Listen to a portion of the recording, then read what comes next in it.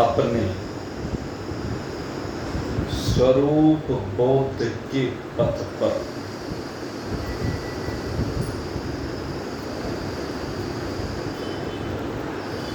विराजमानता हेतु बुद्धि की मंदता को दूर करके जीवन को विषयों की सीमाओं से बाहर ले जाकर समस्त भेदों की निवृत्ति करके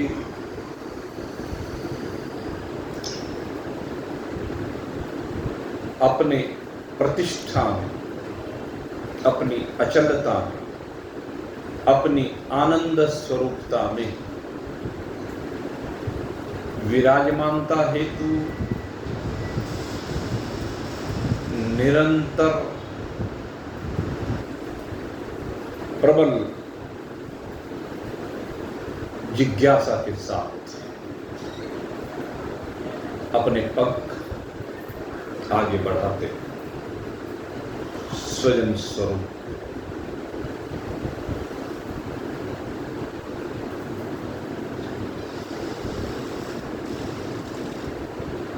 विचार सागर की सप्तम तरफ में हम विचार कर रहे हैं ज्ञान होने के उपरांत की स्थिति। जिस समय अज्ञान निवृत्त हो जाता है और अपने स्वरूप में स्थिति हो जाती है,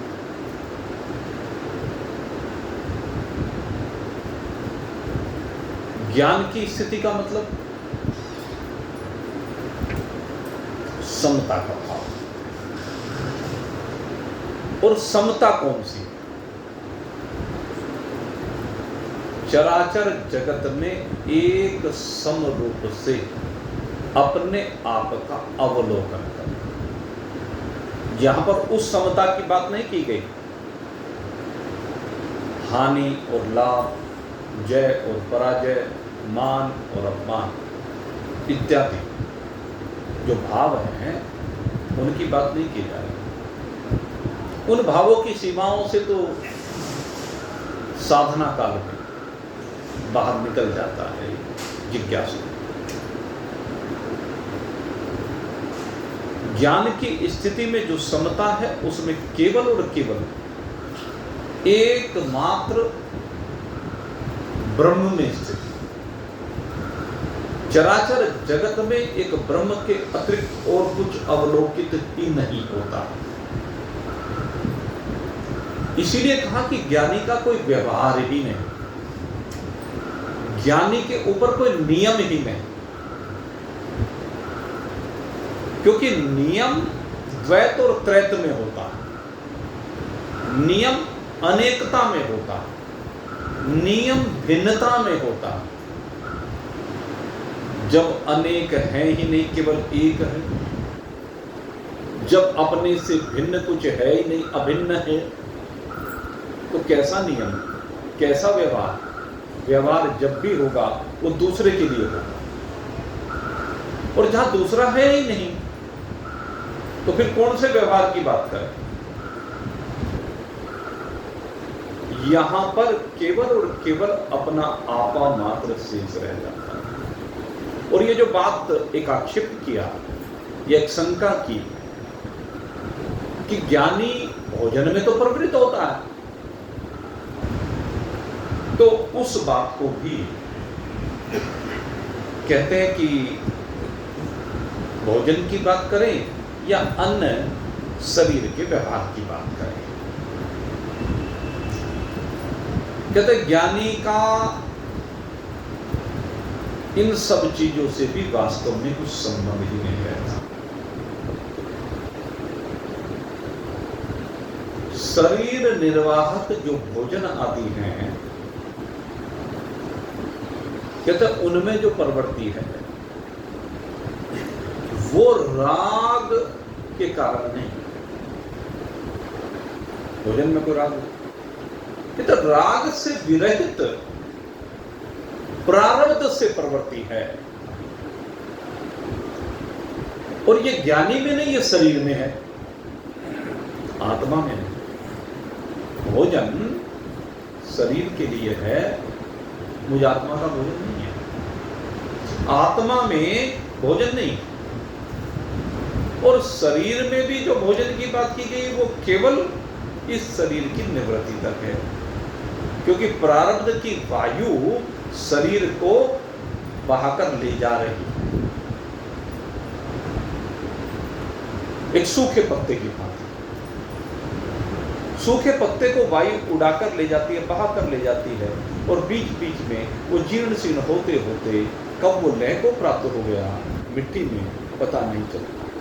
इसी प्रकार से ये जो जीवन मुक्त है, प्रारब्ध की वायु के अधीन शरीर को छोड़ देता है। अब उसका कोई कर्म नहीं, वो समस्त कर्मों से छुट्टी पाए। 3 प्रकार के कर्म कहे गए हैं। कर्म 3 प्रकार के होते हैं, और 3 प्रकार के कर्मों में जब हम चर्चा करते हैं, एक तो कर्म होते हैं वे कर्म जिनके फल का आरंभ इस शरीर में नहीं होता है। वे कर्म जिनके फल का आरंभ इस शरीर में नहीं, जन्म जन्मांतर में विभिन्न शरीरों में रह करके ये जीव जिन कर्मों को करता है, उनमें से जिन कर्मों का अभी तक फल नहीं मिला है और न इस शरीर में मिलेगा, उसको कहते हैं फिक्स डिपॉजिट, उसको कहते हैं संचित कर्म। कहते हैं एक कर्म तो में जो अभी खाते में पड़े हुए हैं, दबे पड़े हैं, अभी वो दबे पड़े हैं, उनको कहते हैं संचित कर्म। दूसरे कर्म कौन से होते हैं? कहते हैं जिनके कारण से शरीर मिला, जिनके कारण इस शरीर की गतिविधियां चल रही हैं, इसको कहते हैं प्रारब्ध। ये जो प्रारब्ध है उसके कारण से शरीर चल रहा है, और ये जो प्रारब्ध कर्म है अवश्यमेव भोक्तव्यम, इनको इस शरीर को अवश्य भोगना पड़ेगा। कोई ऐसा कारण नहीं है कि जो प्रारब्ध को ना भोगना पड़े। और ये जो प्रारब्ध है, प्रारब्ध कर्म इस शरीर को कभी इधर ले जाकर गिरता है, कभी इधर ले जाकर गिराता है। प्रारब्ध कभी गहरी खाई में गिरा देता है, तो कभी पर्वत के शिखर पर चढ़ा देता है। प्रारब्ध की जो बात है, प्रारब्ध कर्म ऐसे होते हैं, इनका पता नहीं कब पतन की ओर लेकर के चला जाए और कब उत्थान की ओर लेकर चला जाए। लेकिन ज्ञानी इस पतन और उत्थान दोनों से विनिर्मुक्त होगा। जो ब्रह्मज्ञानी है उसमें न पतन है न उत्थान है, क्योंकि वो शरीर का धर्म है, मुझ आत्मा का धर्म नहीं। आत्मा इन धर्मों से विरहित है। तो दूसरी बात हो गई प्रारब्ध अवश्यमेव भोक्तव्यम, यह निश्चित रूप से सबको भोगना पड़ेगा। इसीलिए अनेक बार यह देखने में आता है कि बहुत शुभ कर्म करने वाले, बहुत परोपकार करने वाले, बड़े संयम के साथ जीवन को जीने वाले, जिन्होंने अपने आहार पर बहुत नियंत्रण किया, जिन्होंने अपने विचारों को सात्विक बनाया, जिनका व्यवहार एक आदर्श व्यवहार रहा समाज में, वो लोग भी इस प्रारब्ध के कारण से दुखों को भोगते हुए देखे गए। और विशेष रूप से महान पुरुषों के संदर्भ में तो चर्चा बहुत बार आई है। जो विशेष महान पुरुष हुए हैं, उनका जो अंतिम समय शरीर का, वो बहुत दिक्कतप्रद बीता जाता था। तो ये हम इस बात को देख करके निर्णय कर लें कि इतना अच्छा आदमी होते हुए भी, और भाई ये इतना कष्ट पा रहा है, और एक दुष्ट प्रकृति का व्यक्ति, व्यभिचारी व्यक्ति, पापाचारी व्यक्ति, दुराचारी व्यक्ति, जिसने पाप कर्म किए हो, अचानक राम नाम सत हो जाए, लगता है कि बहुत मौज कर रहा है। कई बार ऐसा लगता है। तो भाई ये सब प्रारब्ध का खेल है।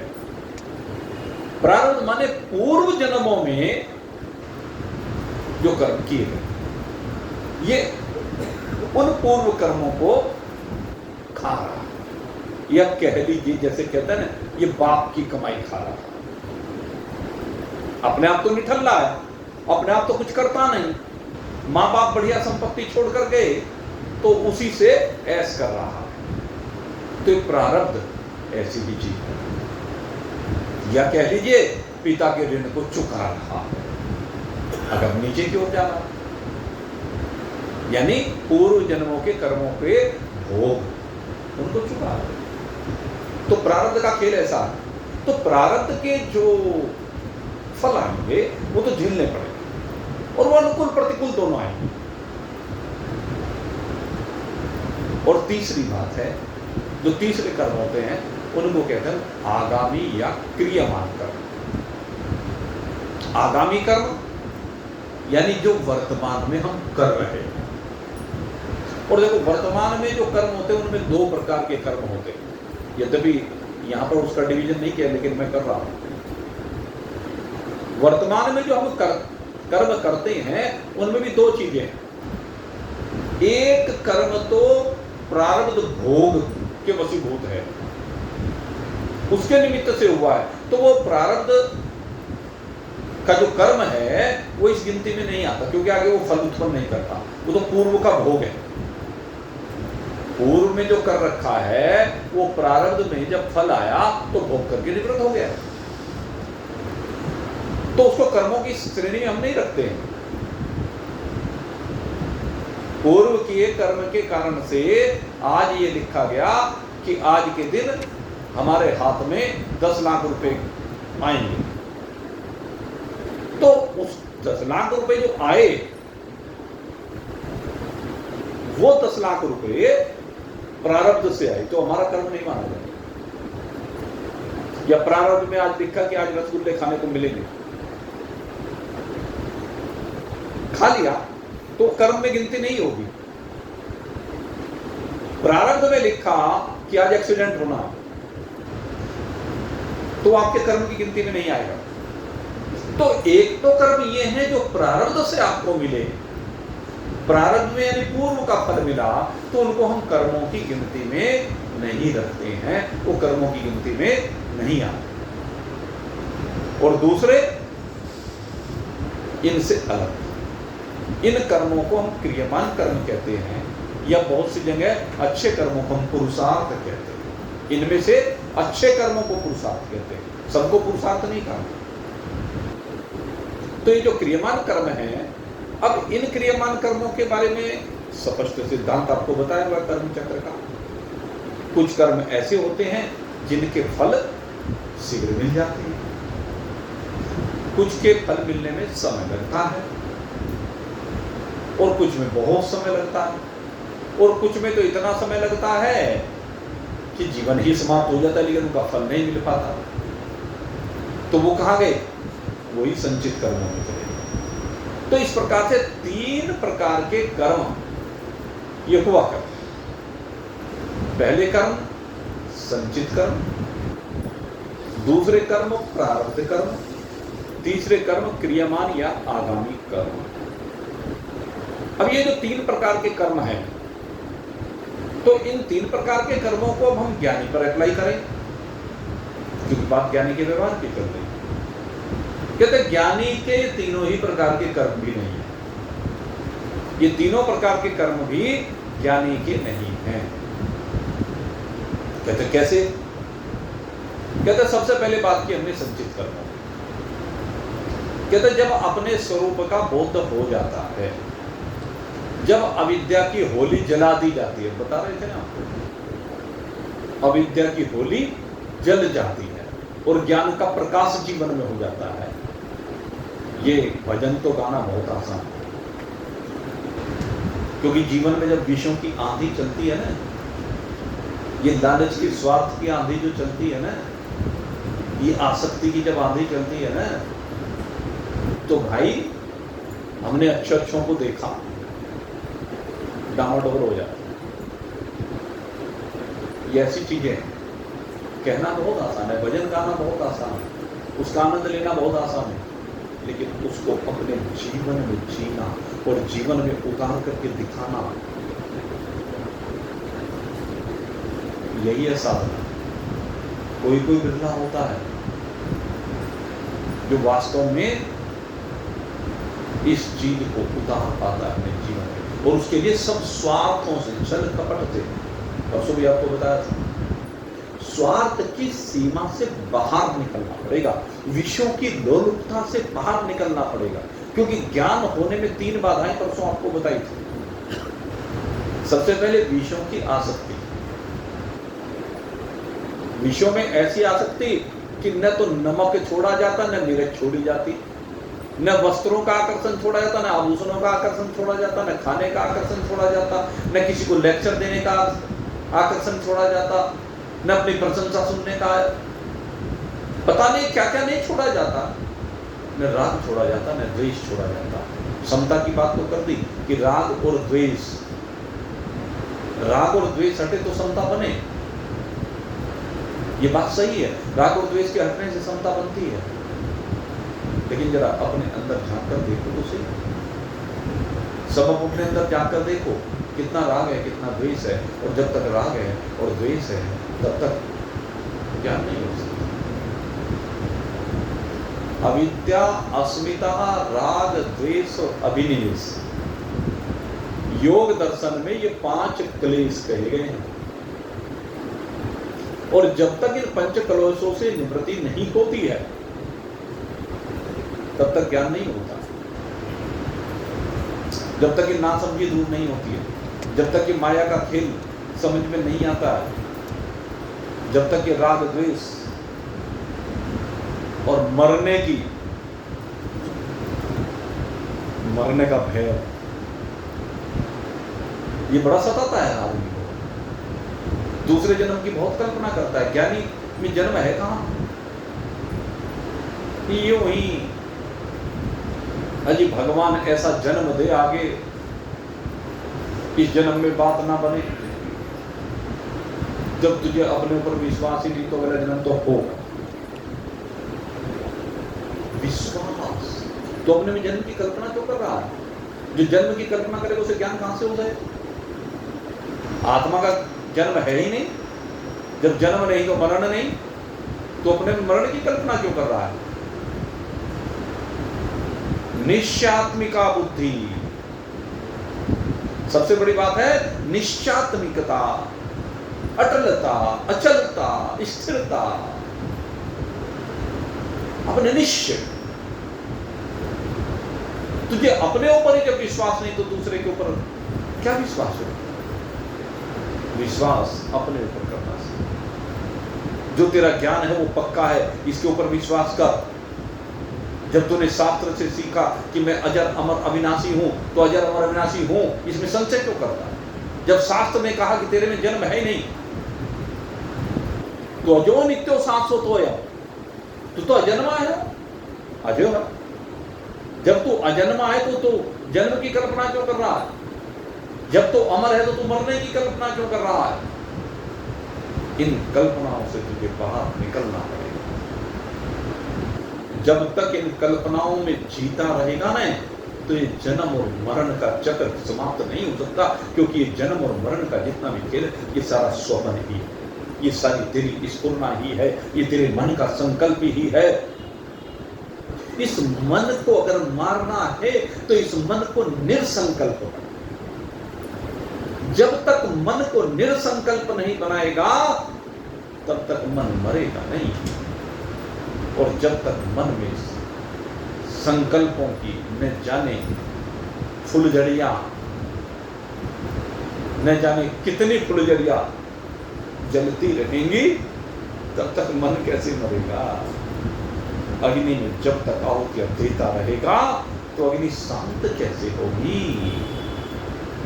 ये विषयों की अग्नि जल रही है, इस विषयों की जलती हुई अग्नि में जब बार बार विषय भोग डालता रहेगा तो फिर विषयों की अग्नि शांत कैसे होगी।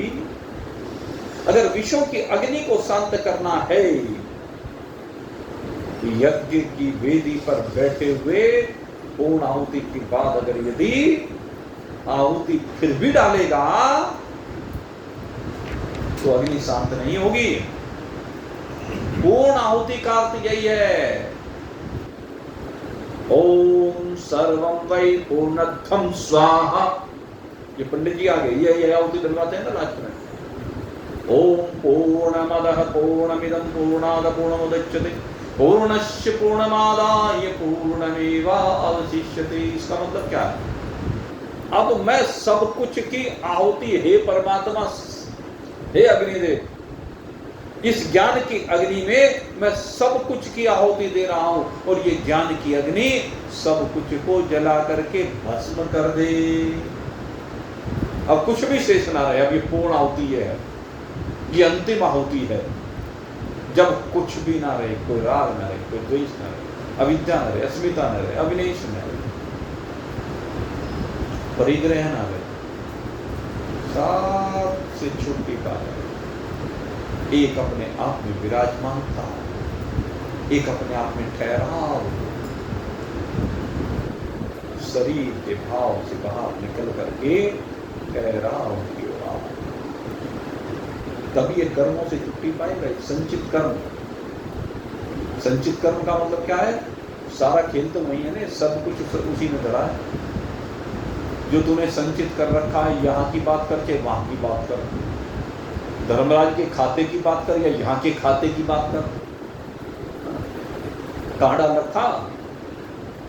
जितना भी तेरा धन है या तो बैंक में है, या बैंक से जुड़ती हुई जितनी भी अन्य चीजें, डाकखाना वगैरह, शेयर वगैरह वगैरह वगैरह, या तो यहाँ भर रखा है, या बैंक के लॉकर में भर रखा है, या घर के खजाने में भर रखा है, या आभूषणों में, सोने में भर रखा है, या जमीन में भर रखा है, या घर में विभिन्न सामानों के रूप में भर रखा है, व्यापार में विभिन्न चीजों के रूप में भर रखा है। ये जो खजाना है, तो समग्र का कहते हैं असली जो खजाना है, इस सारे खजाने को कन्वर्ट कर दे अपने स्वरूप के खजाने में। ये सारा खजाना क्या है? तेरे स्वरूप का खजाना। तेरा सोना भी ब्रह्म है, तेरा रुपया भी ब्रह्म है, तेरे बाल बच्चे भी ब्रह्म है, तेरे घर की सामग्री भी ब्रह्म है, जो भी कुछ तेरा धन वो सब का सब ब्रह्म है। ये शरीर भी ब्रह्म है। भ्रम से बाहर निकलने का एक ही तरीका है, और वो क्या है? ये सब कुछ भ्रम है। कब तक? जब तक जिज्ञासु है। और जैसे ज्ञानी होता है, ये सब कुछ ब्रह्म है। जिज्ञासु तक भ्रम है और ज्ञानी में ब्रह्म है। तो आपकी वास्तविकता ब्रह्म है। तो एक ही बात, सब कुछ की पूर्ण आहुति दे दीजिए। ओम सर्वं वै पूर्णत्वं स्वाहा। सब कुछ की आहुति लो, ले भाई। किस रूप में दे? हे धरती, तेरा जितना हिस्सा है तू ले जा। हे जल, तेरा जितना हिस्सा है तू ले जा। हे अग्नि, तेरा जितना हिस्सा तू ले जा। हे वायु, जितना तेरा हिस्सा तू ले जा।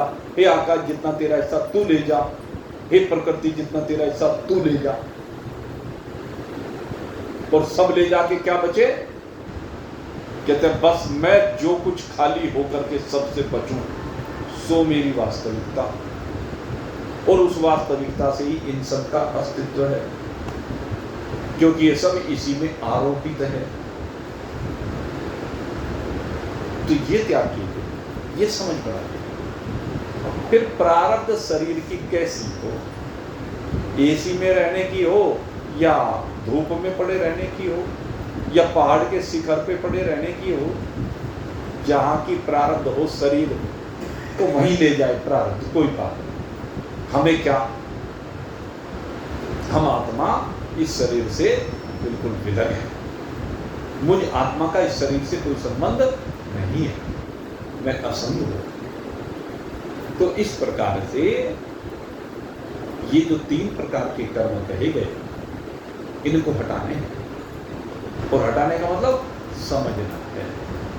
संचित कर्म पूर्णा होती है ज्ञान की अग्नि में। और दूसरी बात कही, प्रारब्ध कर्म कहता भोग के साथ, शरीर के भोग के साथ निवृत्त हो जाएंगे। शरीर के कर्म शरीर भोग रहा, भोगे मेरा क्या। और तीसरे कहा आगामी कर्म। आगामी कर्म माने जो कर्म वर्तमान में किए जा रहे हैं। ये जो वर्तमान में किए जा रहे कर्म हैं, इनको कहते हैं क्रियमान कर्म। और ये क्रियमान कर्म, इनसे कैसे छुट्टी हो, इनसे छुट्टी का क्या उपाय? तो 2 बातें यहां पर बहुत सुंदर कही। पहली बात कही कि अप्रोक्ष रूप से मिथ्या जाने हुए पदार्थ ही, जब हमें अप्रोक्ष ज्ञान तो प्रोक्ष होता है। प्रोक्ष ज्ञान में क्या होता है? सच्चिदानंद ब्रह्म है, और अप्रोक्ष में वो मैं हूं। तो कहते हैं जब अप्रोक्ष ज्ञान हो जाता है, तो अप्रोक्ष ज्ञान में क्या है? अपना तो सत्यत्व निश्चित होता है, और बाकी का मिथ्यात्व निश्चित होता है। जब एक बार समझ लिया कि ये सब मिथ्या है, तो फिर उसमें सत्य बुद्धि कहां से आ जाएगी? एक बार जब ये निश्चय कर लिया कि ये शरीर मिथ्या है,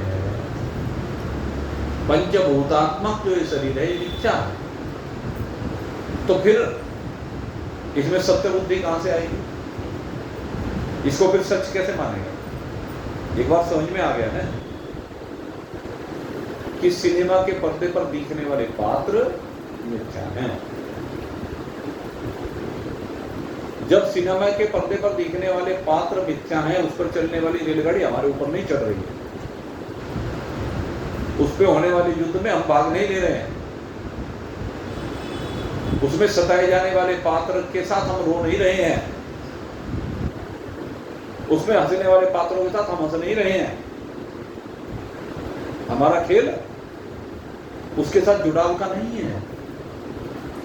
ये चलचित्र ही तो है, सिनेमा का पर्दे का ही तो खेल चल रहा है। जैसे सिनेमा के पर्दे के प्रत्येक पात्र में से किसी से भी हमारा कोई संबंध नहीं है, ठीक इसी प्रकार से वास्तविकता यही है कि एक बार समझ में आ जाए कि जो भी कुछ दिखाई दे रहा है, जिन जिन से हमारे संबंध दिख रहे हैं, जिन जिन के साथ व्यवहार दिख रहा है, जो भी कुछ है, ये सब भी वास्तव में मिथ्या है। एक निश्चय तो चलते हुए होता है, जब बिल्कुल यमदूत सामने दिखाई दे, अरे तो सारा मिथ्या था भाई, मैंने तो इतनी मेहनत करके हुई, हाँ? और एक पहले ही निश्चय हो जाए, मिथ्या पहले ही निश्चय हो जाए कि ये मिथ्या। निश्चय होने के बाद ऐसा नहीं कि भासेगा नहीं, ऐसा नहीं कि रोटी फिर खाई नहीं जाएगी, ऐसा नहीं कि फिर कपड़े नहीं पहने जाएंगे, ऐसा नहीं कि दायित्वों का निर्वाह फिर भी नहीं होगा, सब कुछ होगा, लेकिन अटैचमेंट खत्म हो जाएगा, उसका मिथ्यात्व निश्चित हो जाएगा, समता आ जाएगी, सुख और दुख का एहसास समाप्त हो जाएगा, अनुकूलता और प्रतिकूलता दिखाई नहीं देगी।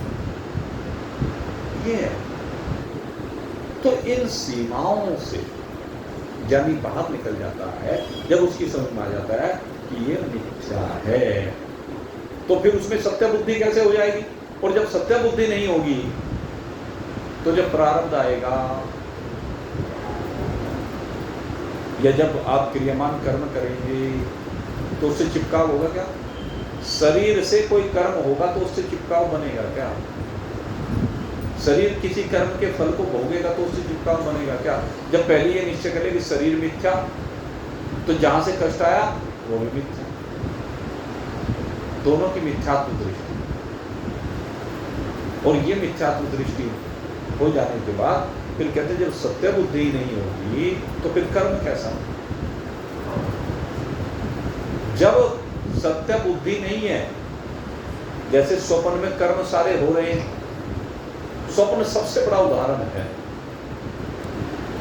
स्वप्न के जितने भी कर्म हैं, क्या स्वप्न काल में मिथ्या लगते हैं क्या? स्वप्न काल में किसी को मिथ्या लगते हैं क्या? स्वप्न काल में तो सबको वो सत्य नजर आते हैं। मिथ्या कब लगते हैं? जब जाग जाता है, तब ये पता चलता है कि ओ भाई ये क्या देखा, ये मैंने क्या किया, उसमें यूं ही हो गया, ये तो मिथ्या झूठा। तो कहते हैं इस चीज को जागृत में अनुभव करें, जागृत में समझ लीजिए कि वास्तव में ये सब मिथ्या ही है, ये सब झूठा ही है, बस चल रहा है, चलने दो। संस्कृति ही इति संसार है। हमारे गुरुदेव एक बात ये कहा करते थे कि संसार निरंतर चल रहा है, बह रहा है। संसार में रोज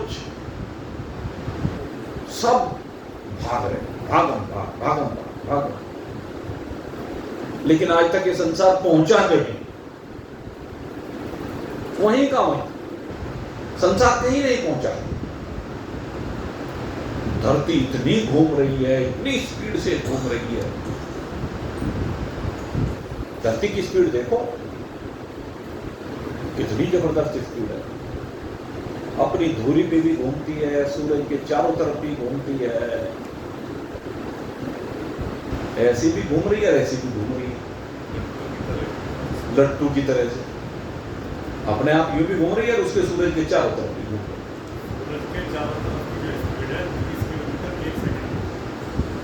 देखो कितनी हाई स्पीड है, 1,08,000 किलोमीटर प्रति घंटे की स्पीड से। 1,08,000 है, नहीं है ना?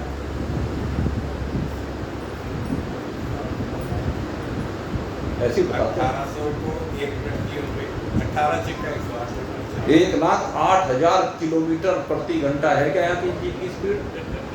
इतनी स्पीड से धरती घूम रही है, लेकिन आज तक पहुंची कहीं नहीं। 2 अरब वर्ष पहले पृथ्वी बनी, 2 अरब साल हो गए, आज तक कहीं पहुंची नहीं, क्योंकि वास्तव में वो चल ही नहीं रही। हमें लग रहा, वास्तव में वो कहीं नहीं चल रही, वहीं वाला हाल है, चलना रोज पहुंचता नहीं, पहुंच उनका रोज चल रहा है, पहुंचाते ही। ऐसे ही इस संसार के सारे प्राणी रोज चल रहे हैं, लेकिन पहुंचे कहीं। यह आध्यात्मिक बात है, व्यवहारिक बात अलग, लेकिन कहीं नहीं पहुंचते। संसार का चक्र यूं ही चल रहा है, रोज घूम रहे हैं, लौट के बुद्धू घर को आए, वो यही तो है। रोज सुबह निकले, ये चक्कर लगाया, फिर वहीं आ गए। पृथ्वी जहां से शुरू हुई फिर वहीं आ गए, सूर्य जहां से शुरू हुआ फिर वहीं आ गए। पृथ्वी के दृष्टिकोण से भले ही सूर्य स्थिर हो, लेकिन आकाश गंगा के दृष्टिकोण से सूर्य स्थिर नहीं है। आकाश गंगा के दृष्टिकोण से सूर्य भी घूम रहा, आकाश गंगा भी घूम रहे, सब घूम रहे हैं, लेकिन पहुंचा आज तक कोई कहीं नहीं, वहीं के वहीं घूम रहे, वहीं के वहीं।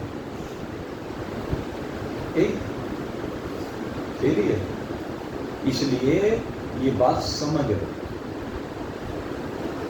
ये सारा खेल हो रहा है। तो इस खेल की सीमा से बाहर हो गया। इस खेल की सीमा से बाहर निकल करके स्थिरता, अचलता, अविनाशिता, नित्यता, व्यापकता, ये है तेरा धर्म। तो खैर, तीनों प्रकार के जो कर्म हैं, एक तो संचित कर्म जो भस्म हो जाते हैं ज्ञान के लिए, एक क्रियमान कर्म जब ये निश्चय हो गया कि मिथ्या है, शरीर मिथ्या है, तो कर्म का सत्य तो कैसे निश्चित हो सकता है उसको? एक बार जब समझ में आ गया कि सारा खेल ही मिथ्या है, तो उसकी फिर सत्य बुद्धि नहीं हो सकती, ये बात यही। और दूसरी कहते हैं इन कर्मों में राग हो ही नहीं सकता। क्यों नहीं हो सकता? कहते हैं ज्ञान होने से पहले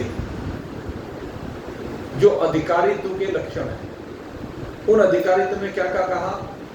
नित्य अनित्य विवेक पहला लक्षण, इहलौकिक और पारलौकिक भोगों से विरक्ति यानी वैराग्य ये दूसरा लक्षण, सत संपत्ति, सम दम तितिक्षा श्रद्धा समाधान उपरति ये तीसरा लक्षण, और प्रबल जिज्ञासा। कहते जब तक वैराग्य नहीं होगा तब तक तो पात्रता ही नहीं। और कहते जब एक बार भोगों से वैराग्य हो गया तो फिर उनमें चिपकाव कैसे संभव है? अर्थात कर्मों में चिपकाव संभव नहीं है, कर्मों से असंग हो जाता है। तो दोनों, एक तो मिथ्यात्व निश्चय करने से असंगता आ जाती है, और दूसरी वैराग्य होने से असंगता आ जाती है। दोनों ही दृष्टि से असंगता आ जाती है। तो जो क्रियमान कर्म है, जब असंगता होती है तो असंगता के होने पर फिर ये क्रियमान कर्म फल उत्पन्न नहीं करते। बल्कि क्या होता है, इस बारे में 2-3 दिन पहले आपको चर्चा में बता दिया कि जो ज्ञानी के कर्म होते हैं, पुण्य कर्म, उनको उनकी सेवा करने वाला, उनकी स्तुति करने वाला, उपासना करने वाला ले जाता है। और जो ज्ञानी से पाप कर्म हो जाता है उसके शरीर से, उनकी निंदा करने वाला ले जाता है। लेकिन उसका कोई संबंध नहीं है उन कर्मों से, उसे कुछ लेना देना नहीं उन कर्मों से, क्योंकि न तो राग है और ना ही सत्यत्व बुद्धि है, मिथ्या बुद्धि निश्चित हो गई। तो इस प्रकार से तीनों प्रकार के कर्मों से कहते हैं ज्ञानी का संबंध नहीं होता है। बस प्रारब्ध के बल से शरीर निर्वाहक क्रिया ज्ञानी की चलती रहती है, वो नहीं चलाता, चलती रहती है। एक जगह पर तो ये भी कहा कि ज्ञानी की जो है भोजन आदि की प्रवृत्ति भी होती है, ये भी कहा। कहते हैं कि संचित आगामी कर्म की, संचित कर्म और आगामी कर्म और प्रारब्ध कर्म ये जब तीनों ही नहीं रहते, उसकी दृष्टि में तो प्रारब्ध भी नहीं है। जब प्रारब्ध नहीं तो उसकी भोजन आदि क्रिया कैसे संभव? और इस विषय में अवधूत दत्तात्रेय जी और ऋषभ देव जी का दृष्टांत दिया जाता है। भगवान ऋषभ देव जी जो अंतिम स्थिति जब उनकी थी तो वो भोजन की सीमा से बाहर निकल गए।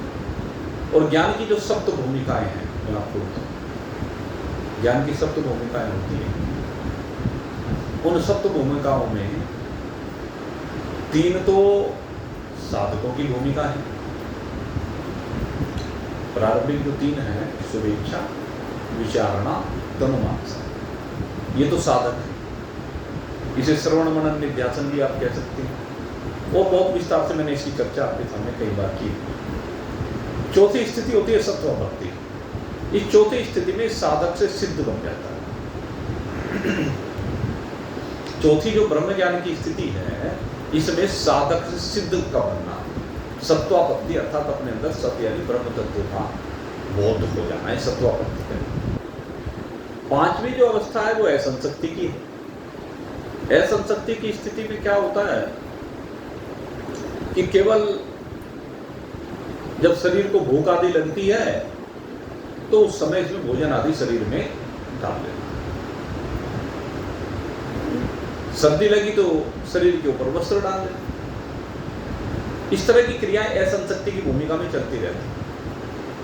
लेकिन छठी जो अवस्था होती है वो होती है पदार्थ भावना।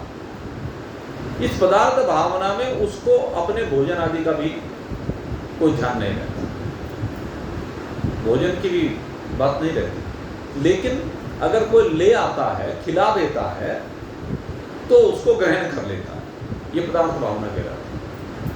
और जो अंतिम तुरीय का अवस्था है, उस तुरीय अवस्था में तो फिर भोजन आदि का भी परित्याग हो जाता है। उसमें तो फिर बस शरीर पड़ा रहे, कहीं भी पड़ा रहे, उसे इस बात का बोध ही नहीं, वो इन सब सीमाओं से उस समय बाहर निकल जाता है। तो ये इसको निर्विकल्प समाधि के अंतर्गत भी लिया जाता है। वैसे ये समाधि वाली बात नहीं है वैसे तो, क्योंकि समाधि की अवस्था भी योग में कही गई है और ये उपासना के अंतर्गत है समाधि आदि, ये ज्ञान की स्थिति नहीं है। समाधि का भी ज्ञान में खंडन किया है। ज्ञानी की जो स्थिति है वो समाधि से बहुत ऊपर की स्थिति है, क्योंकि समाधि में द्वैत बना रहता है, समाधि में भी एकत्व की स्थिति नहीं आती। तो इसलिए क्या ये कहा कि जब प्रारब्ध उसका है ही नहीं, तो भोजन आदि की प्रवृत्ति भी ज्ञानी में संभव नहीं है। भाव कहने का क्या है कि ज्ञानी की दृष्टि में आत्मा में न तो कर्म है न उसका फल है, इसलिए आत्मा का इन सब चीजों से कोई संबंध नहीं है। आत्मा में सभी कर्मों का निषेध, जब सब कर्मों का आत्मा में निषेध है तो प्रारब्ध का भी निषेध है, इसलिए कोई कर्म नहीं है। और जहां तक बात है ज्ञान से पूर्व किए गए जितने कर्म हैं वो प्रारब्ध, उसे हम प्रारब्ध कह रहे हैं, तो उनका शरीर को भोग होता है, ज्ञानी को कोई लेना देना नहीं। इसलिए अंत में सार ये दे दिया कि प्रारब्ध के बल से शरीर निर्वाह की क्रिया ज्ञानी की चलती रहती है अपने आप प्रकृति के गुणों के आधीन, क्योंकि शरीर तो प्रकृति से बना है, शरीर तो सत्व गुण तमो गुण से बना है। तो शरीर की प्रवृत्ति चलती रहे, लेकिन आत्मा शरीर से विलग है। इसलिए केवल प्रारब्ध के अधीन शरीर छूट जाता है, प्रारब्ध के अधीन शरीर की क्रिया चलती रहती है, लेकिन ज्ञानी असंग होता है, सर्वात्मक होता है, अपने अतिरिक्त उसे चराचर जगत में और कुछ भी अवलोकित होता नहीं है। अब यहाँ पर एक शंका और की जा रही है, और ये शंका है, कहते हैं भाई कर्म तो बहुत प्रकार के होते हैं, नाना प्रकार के कर्म होते हैं,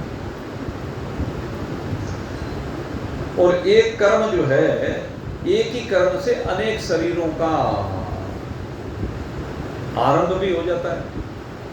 कोई कोई कर्म ऐसा होता है जो अनेक शरीरों के आरंभ का हेतु होता है, और कहते हैं ऐसे कर्म में से मान लीजिए एक उस कर्म में से एक शरीर की प्राप्ति हो गई और उस शरीर में कहते ज्ञान हो गया। एक कर्म से मान लीजिए 4 जन्म का कारण है वो।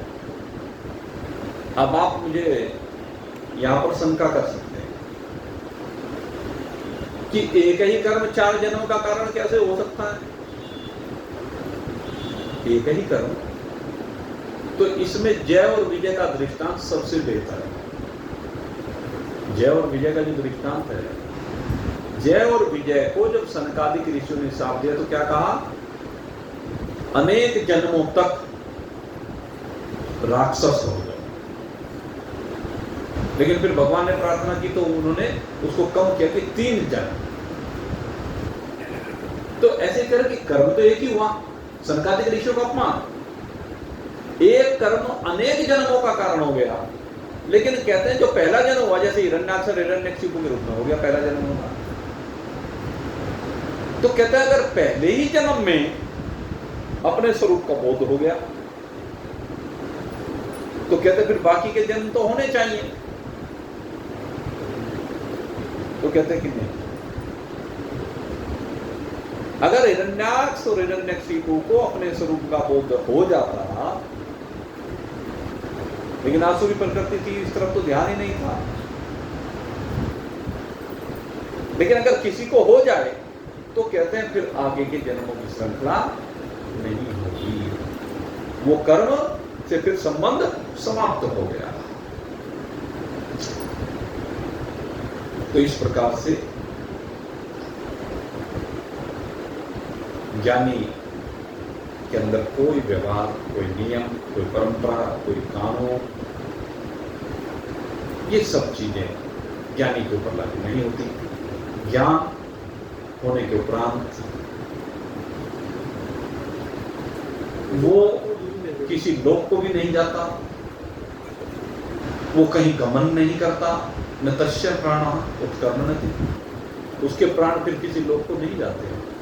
तस्य प्राण यही पर विलीयते, उसके प्राण यही लय को प्राप्त हो जाते हैं। तीनों प्रकार के जो कर्म वो यही अक्ष को प्राप्त हो जाते हैं। और इस सब में निश्चय मेन बात तो दिन के उसके चार जन्म थे, चार जन्म वाले थे। मैंने कहा जय विजय का उदाहरण इसलिए दिया कोई ये समझे कि एक कर्म से 4 जन्म हो सकते हैं क्या, तो वो तो ये बताया गया कि एक ही कर्म 4 जन्मों का हेतु हो सकता है। लेकिन अगर यदि पहले जन्म में उसको ज्ञान हो जाए तो आगे के जन्म नहीं होंगे। अधूरी कहानी बताओ।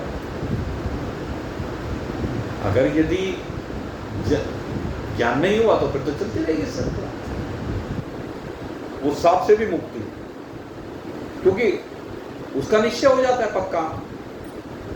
ये हिरण्याक्ष और हिरण्यकशिपु में हुई नहीं, मैं शुद्ध सच्चिदानंद घन प्रभु। वो जो आगे के 2 जन्म और लिखे, वो भी अगर देखा जाए तो इस समय फिक्स डिपॉजिट में, तो ज्ञान की अग्नि में वो भी जल करके भस्म हो गए ज्ञान होने पर, लेकिन उनको नहीं हुए क्योंकि वो साप बस हुआ ऐसा। तो ऐसे कर्मों के बारे में यही बात कही कि वो आगे ज्ञान के अग्नि जल करके भस्म हो जाती है। तो खैर और भी ये चर्चा आगे जारी रहेगी। आज तो समय चूंकि हो गया भाई, तो आप सबके लिए बहुत बहुत शुभकामना करते हुए यहीं पर आज के सत्संग को विश्राम दे रहे हैं। बोलिए सच्चिदानंद भगवान